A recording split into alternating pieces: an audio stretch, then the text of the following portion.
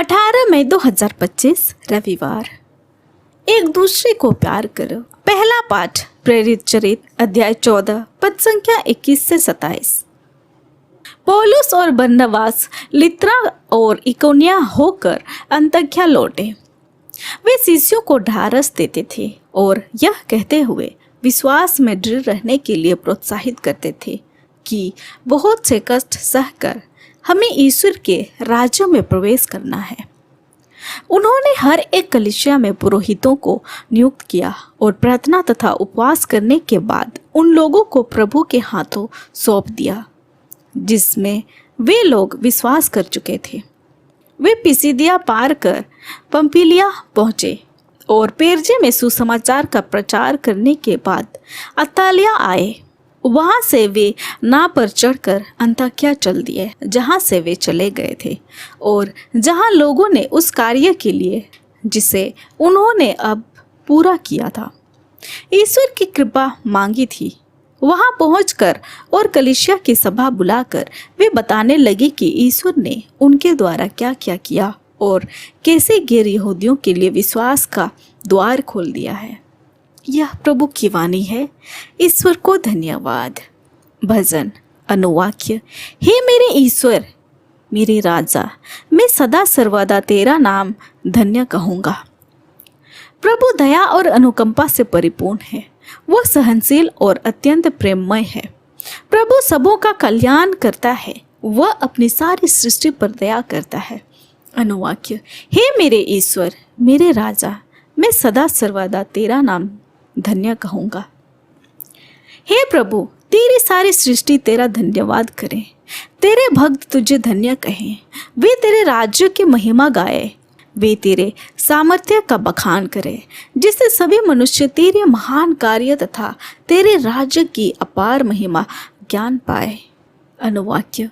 हे मेरे ईश्वर, मेरे राजा, मैं सदा सर्वदा तेरा नाम धन्य कहूँगा।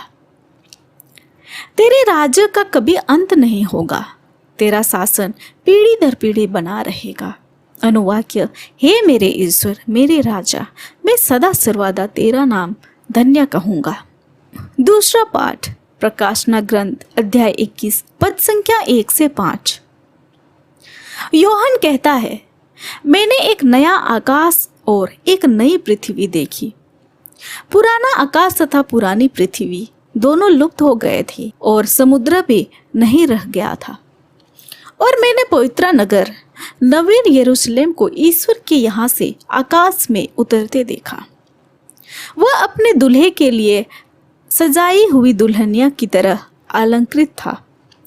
तब मुझे सिंहासन से एक गंभीर वाणी यह कहते सुनाई पड़ी, देखो, यह है मनुष्यों के बीच ईश्वर का निवास।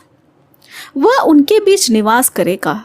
वे उसके प्रजा होंगे और ईश्वर स्वयं उनके बीच रहकर उनका अपना ईश्वर होगा। वह उनके आंखों से अब आंसू पोंछ डालेगा।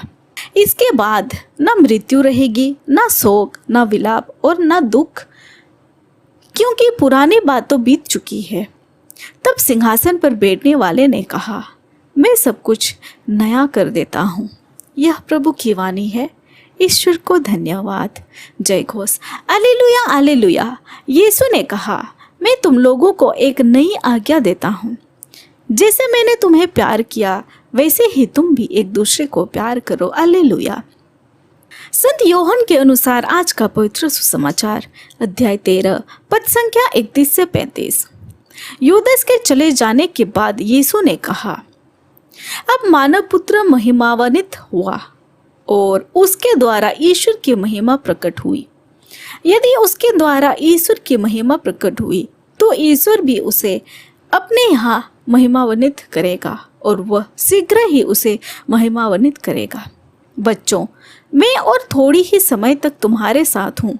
तुम मुझे ढूंढोगे और मैंने यहूदियों से जो कहा था अब तुमसे भी वही कहता हूँ। मैं जा रहा हूँ, वहाँ तुम नहीं आ सकते। मैं तुम लोगों को एक नई आज्ञा देता हूँ, तुम एक दूसरे को प्यार करो। जैसे मैंने तुम्हें प्यार किया वैसे तुम भी एक दूसरे को प्यार करो। यदि तुम एक दूसरे को प्यार करोगे तो उसी से सब लोग यह जान जाएंगे कि तुम मेरे शिष्य हो। यह हमारे प्रभु यीशु ख्रीस्त का सुसमाचार है। ख्रीस्त की जय। तो आइए आज के तीनों पाठों पर मनन चिंतन करते हैं। परमेश्वर के प्रेम से भरे हुए पौलुस और बरनबास बहुतों के लिए विश्वास का द्वार खोल दिया, जिनसे उनका सामना उन नगरों में हुआ जहां वे गए थे।